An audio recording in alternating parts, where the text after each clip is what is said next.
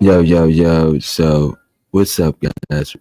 Welcome back to my channel. We got some more Trump news for y'all guys, and we gonna sit here and talk about his mass deportation plans, and then I'm gonna sit here and talk about music. Let's get into it. Trump signaling a major move on immigration, responding true to a post on his social media platform saying he will declare a national emergency and use military assets for a mass deportation program, a program he pledged to implement during his campaign, which focused in part on immigration and the southern border. The Republican platform promises to launch the largest deportation operation in the history of our country. And he's promised to use the military as enforcement in the past. We must use any and all resources needed to stop the invasion, including moving thousands of troops currently stationed overseas. Now, as Mr. Trump nods to his immigration plans and prepares for office, he's also facing a fight in Washington on some of the picks for his new administration. After taking it a different kind of fight at a UFC match with allies this weekend. The spotlight now on his choice to lead the Pentagon, former Fox News anchor Pete Hegseth. His attorney confirms to NBC News Hegseth paid a settlement to a woman last year after she previously accused him of sexual assault in 2017. But the attorney says Hegseth maintains his innocence and that the encounter was consensual. Do you think that this matter could sink Pete Hegseth confirmation? It could. We'll figure out if he can get confirmed or not. And I do think that Pete's a good pick for this position. Mr. Trump has told advisors he plans to stand by Hegseth after a recent conversation with his nominee, according to the New York Times, citing two people briefed on the discussion.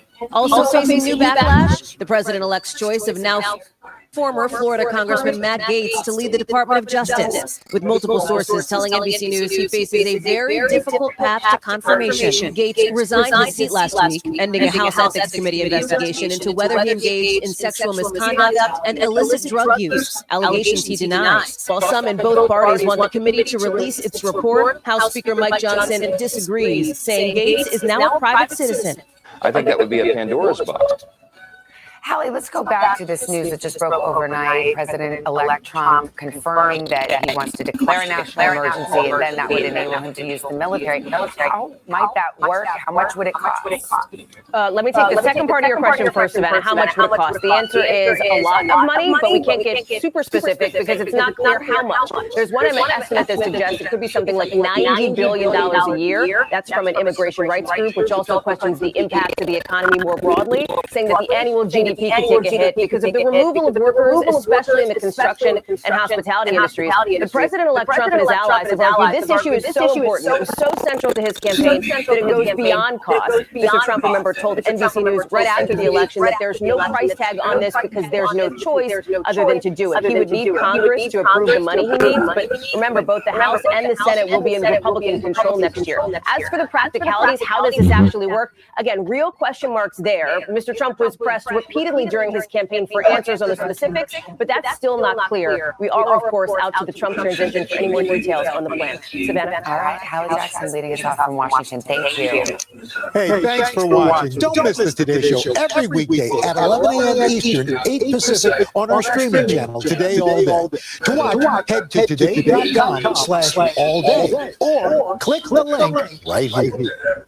According to the social media, the older sister Maria was trying to get that life was unsuccessful. Is he clearly loved his sister, but are lost throughout detention? Right, so credit card uses social media, telephone, different things that both sisters exactly 2 months ago. That's when we believe they were taken. Any shooting There's no creep, there's little families who report them missing.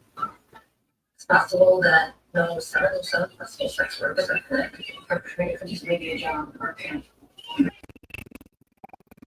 Against your DNA, they were in the water too long. Barrels are generic, the manufactured, and that's. I got something Lizzie Graham was talking prostitution. She's built up by this guy right here. As President-elect Donald Trump continues to make more cabinet announcements, we're learning more about his mass deportation plan on his first day in office. Thanks for joining us. I'm Michelle Murcia. And I'm Michael Patterson. In a social media post, Trump confirmed his administration would declare a national emergency and use the U.S. military in order to do this. Eyewitness News reporter Leslie Molina joins us us now in studio. And Leslie, how do people here in Kern County feel about this? Well, Michael Rochelle, fear is the feeling the immigrant community in Kern County is experiencing at this moment. And this feeling is not only limited to undocumented people or DACA recipients, it is also those that have been naturalized or are in the process of becoming citizens. It's like a shockwave has gone through the community, and it's not being seen by the general population as much, but I can tell you that our law firm's phone has been ringing off the hook. Bakersfield immigration lawyer Wynn Eden tells Eyewitness News his law firm is being inundated with phone calls. This includes from people that are naturalized citizens. And what we're hearing is absolute terror. People are panicked, not because they're necessarily undocumented or they've done anything wrong, but because they're absolutely terrified of what may be coming after the president is inaugurated. Trump campaigned on the promise of mass deportations and on social media confirmed his plan to use the military to carry them out. Más de la mitad de la población aquí en el condado de Kern es latina y una porción de esa población tiene familia inmigrantes. Yuridia Lopez, an organizer with the Farm Worker Advocacy Group Líderes Campesinas, tells us that the promise of mass deportation is causing a lot of fear for farm workers in the Central Valley. Hemos escuchado de 6 We've familias heard that 6 families have returned to their country. They're scared and do not want to live with that uncertainty. Farm work requires backbreaking labor, and Yuridia worries that job conditions will worsen in the next 4 years. Se van a empezar a Saying this again, it is important we know our rights. DACA recipients are another group that is dealing with uncertainty. There is a lot of uncertainty, and I'm scared. I'm a DACA recipient, and right now I'm thinking I will be one of the first deported. The reason for that is because the government has all of my information. Despite being in California, a state where the governor and lawmakers are Trump-approving state laws, people don't feel much hope. The truth is, no. Eden says it's hard to predict what these mass deportations will look like, but if they do happen, it could have a disastrous impact on the construction, hospitality, and agriculture industries. I can never remember a time where there's been such terror, and I use that term conservatively. People are very, very concerned, and I don't know how else to describe it except using the word terror that is going through our communities right now. And the Farm Worker Advocacy Group says it's essential for people to know their rights. For now in studio, Leslie Molina, Eyewitness News. Hi, I'm Rochelle Murcia with Eyewitness News Bakersfield Now on YouTube. Thank you for checking out our YouTube channel where we have tons of great content to choose from. While you're here, go ahead and click on the subscribe button right there. That way you can stay up to date on all the things related within Kern County. Thanks for watching.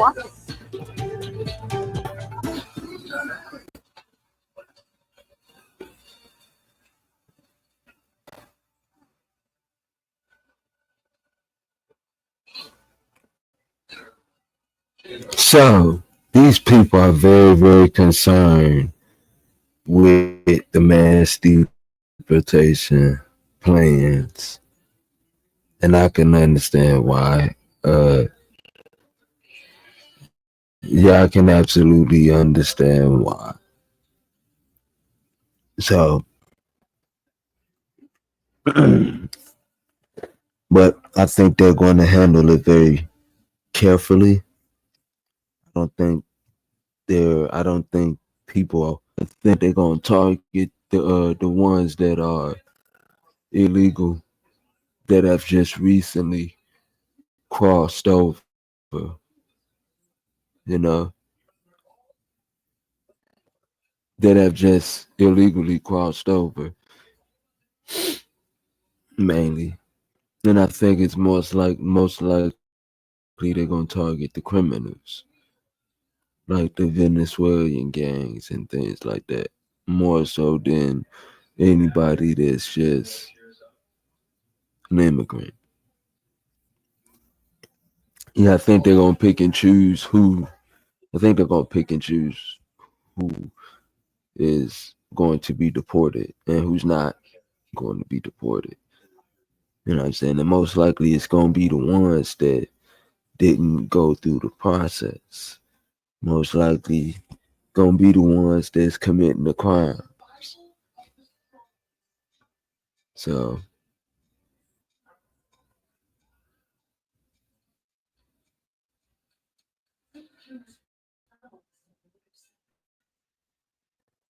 No. Well, that's why I also think it's going to be a small number of deportations.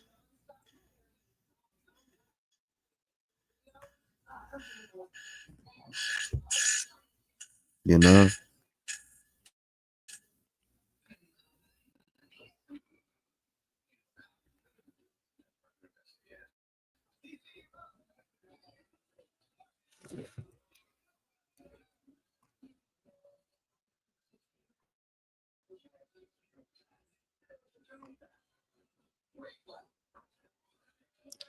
Well, yeah.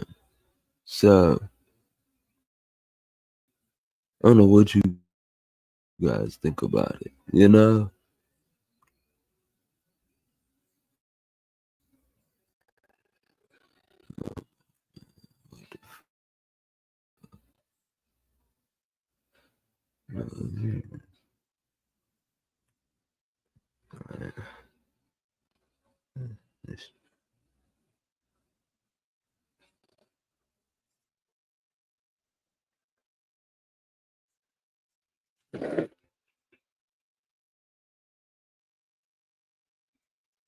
I don't even have the what. Man, I'm trying to hold this fucking video to play, but it don't want to play.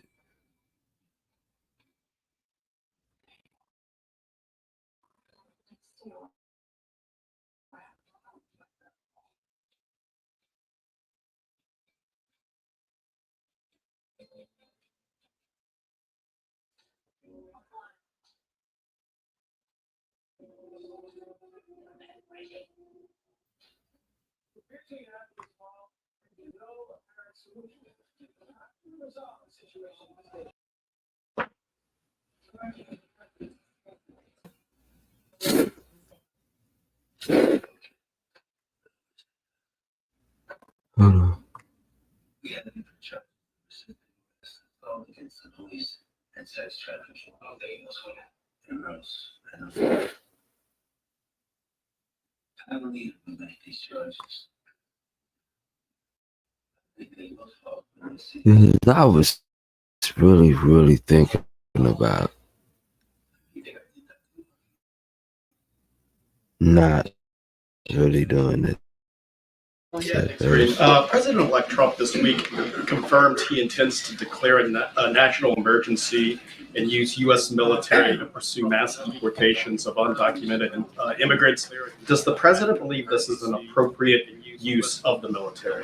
So look, I'm not going to go into what the state attorney general, or state elected leaders might do in the future as a response to this next administration's policy, how they're going to move forward. I'm not going to do that. What I can speak to is our administration is certainly focused on arresting dangerous criminals and threats to public safety. We do not believe in separating families. And what I can speak to is what we have been able to do and how that has worked out, right? In our remaining time, we're going to continue to fight to secure our border. Since the administration took strong actions back in June, encounters have dropped by more than 55% and are lower than they were 4 years ago. So what we're going to do is we're going to continue to enforce our laws, remove individuals who do not have a legal basis to be here, to remain in the U.S. And we're going to do that while making sure we're treating people with dignity that they deserve. That said, I mean, does the president have concerns about using the military to carry out, Trump's talked about these mass deportations. I heard your question. You're just repeating the question that you just asked me. I hear that. I know. I appreciate the effort. I don't want to get into what attorney generals or other elected officials might do in the future. What I'm going to stick to is what we're doing right now, and what we are going to continue to do in the next less than 60 days in this administration. Good, Karen. Green. Yesterday.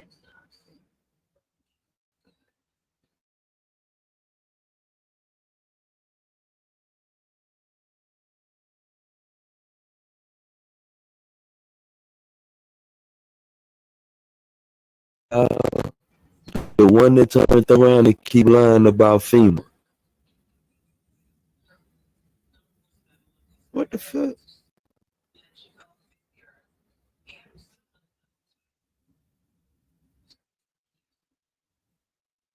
Let me see all nine.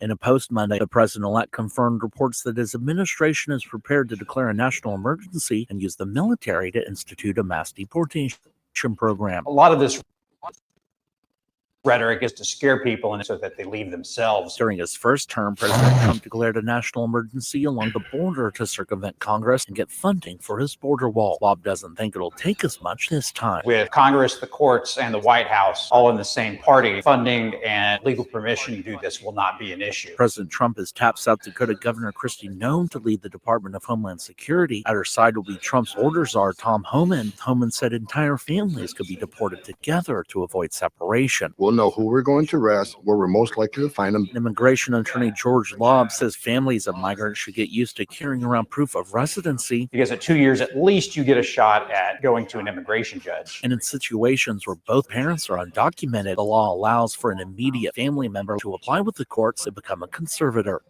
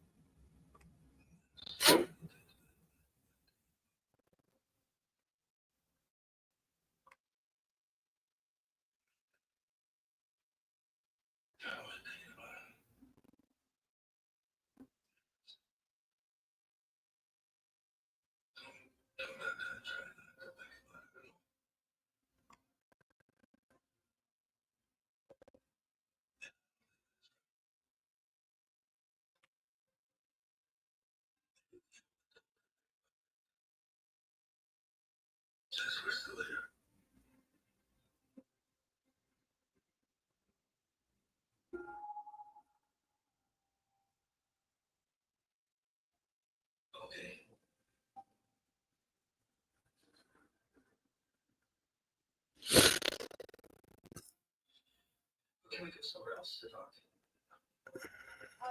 Trump says that he's going to declare a national emergency for illegal immigration, and he's going to use troops. What are the legalities of that? What would have to happen? About using the military. There is precedent for a president to use the National Guard. To use the military, like active duty, Army, Air Force, Navy, that would be a little bit more complex because there is actually a law that will prohibit that. Military assets like that are the United States interest outside the United States. It's for war, basically. Because of that, the dangers of a president using the military forces in the country against the people, right? It's just too dangerous. The Congress has found that's too dangerous to have a president to use the military forces against their own people. That's why it is extremely hard for a president to actually pull military forces to perform law enforcement.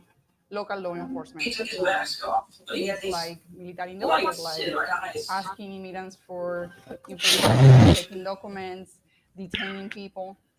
So it would be very hard, extremely hard for, legally speaking, for any president to do that. So for this mass deportation, what would have to happen so that the US... But then again, he could use the National Guard. And on top of that, he got the House and the Senate. And he can use a state of emergency. Well, the people that are undocumented in the United States don't have a right to stay here unless they are granted some sort of lawful status. Right. And So by the them, authority is already there. The Congress already. and here's the twist behind that shit. By them not having citizenship, he can turn around and also say he's using the military because they're fighting insurgency or they're fighting in an invasion. Simply because they don't have citizenship. They don't have actual citizenship. They have what you call temporarily citizenship.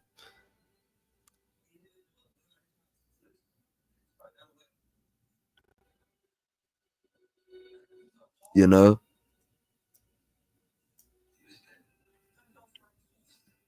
So if he wanted to, he can definitely use a state of emergency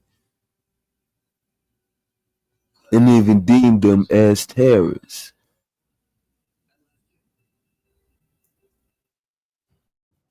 Stated who can stay, who can go, and the process for people to try to stay legally.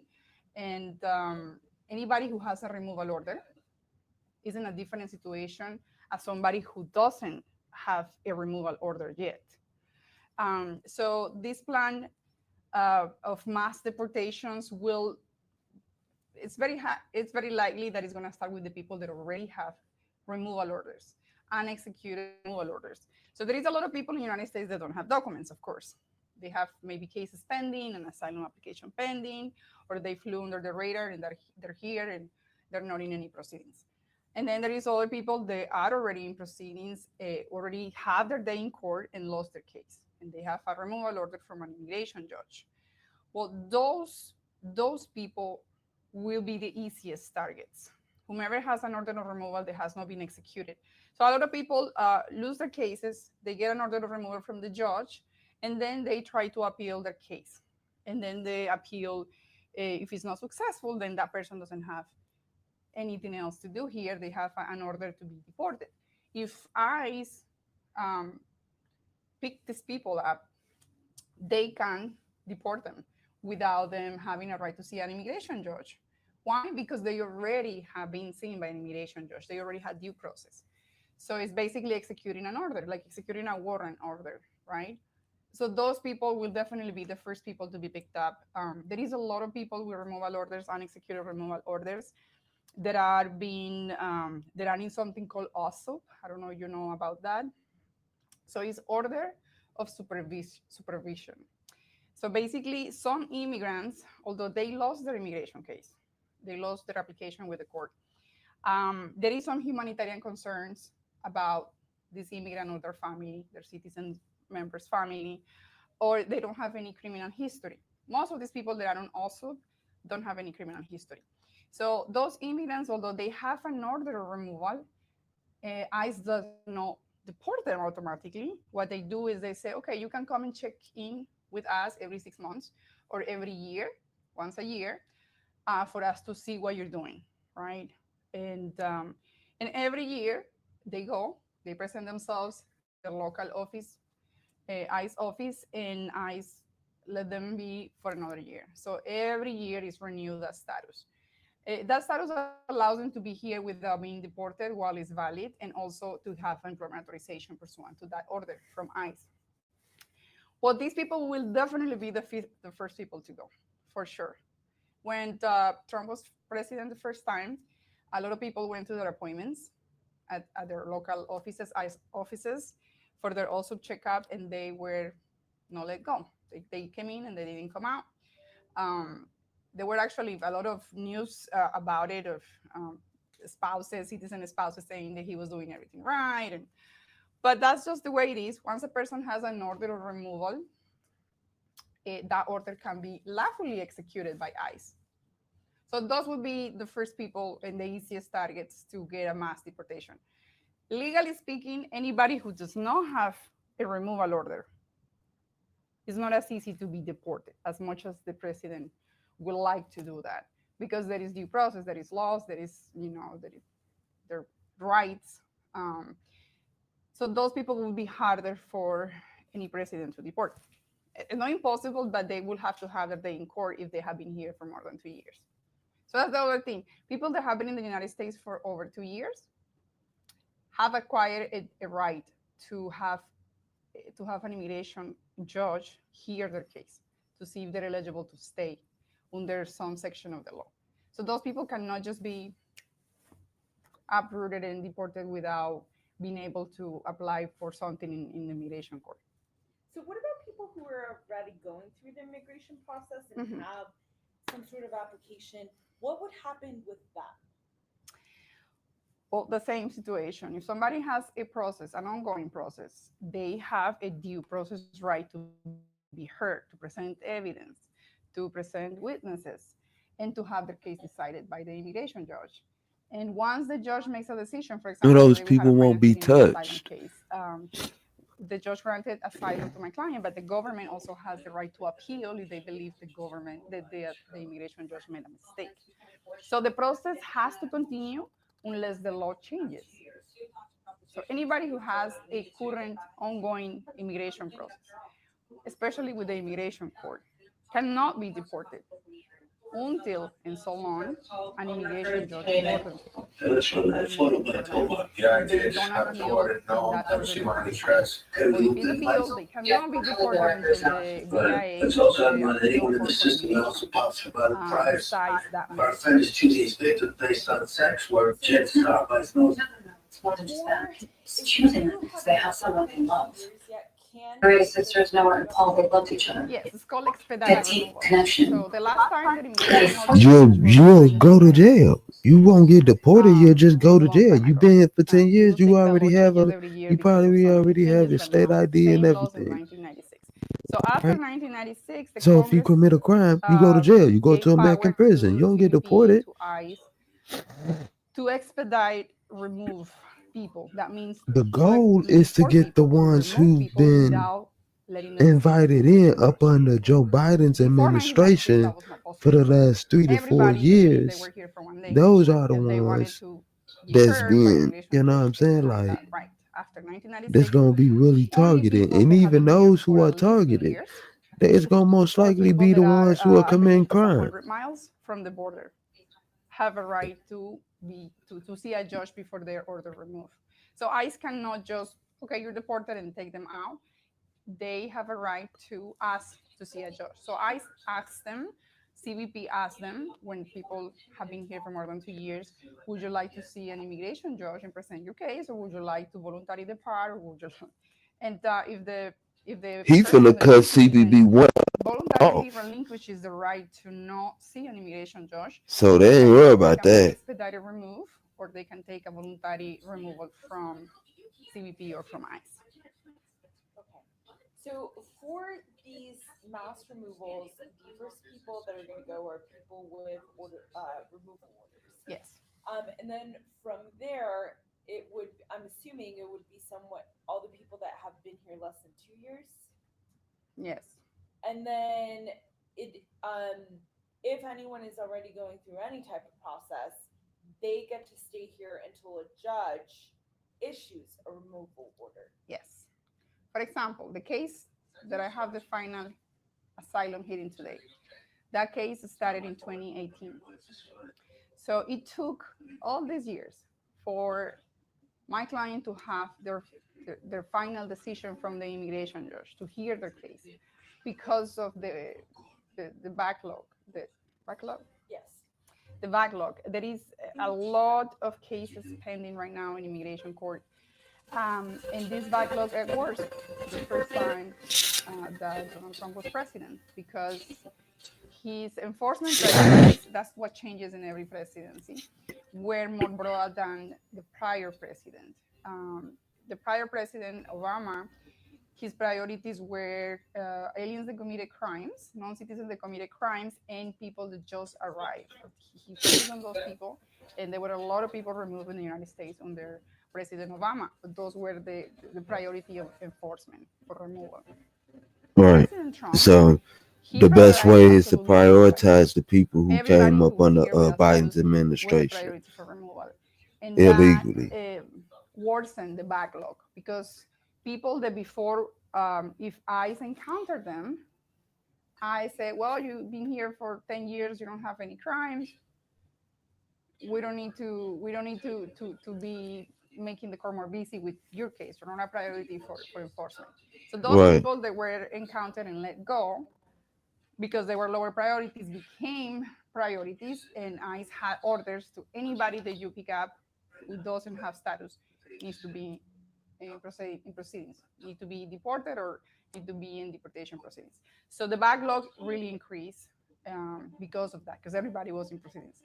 Now the backlog is so difficult, so behind that some people have been waiting for over 10 years to have their case heard. So we have a problem because we have a lot of people in deportation proceedings, or removal proceedings is the technical word, but we don't have enough judges. And we also don't have enough attorneys for DHS, which are the prosecutors in the immigration proceedings. It's not just the immigrant and the judge. Actually, ICE has attorneys that go to these hearings to make sure that the non-citizens are telling the truth and they are eligible for the relief they're applying with the court. There is not enough of those attorneys either. And because of that, the cases take too long. So while the case is pending, a person cannot be deported because then that violates their due process right to have the case heard. So yeah, they're technically kind of protected, let's say. People that are already in removal cannot be deported until they have a final order of removal. If for anybody who is here in the States, what do you want them to know when they hear this story tonight? About the using the military?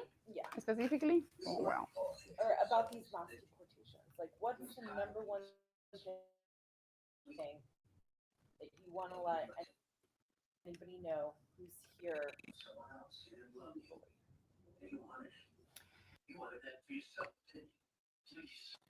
So that's all for tonight, guys. Thank you. And subscribe to my channel.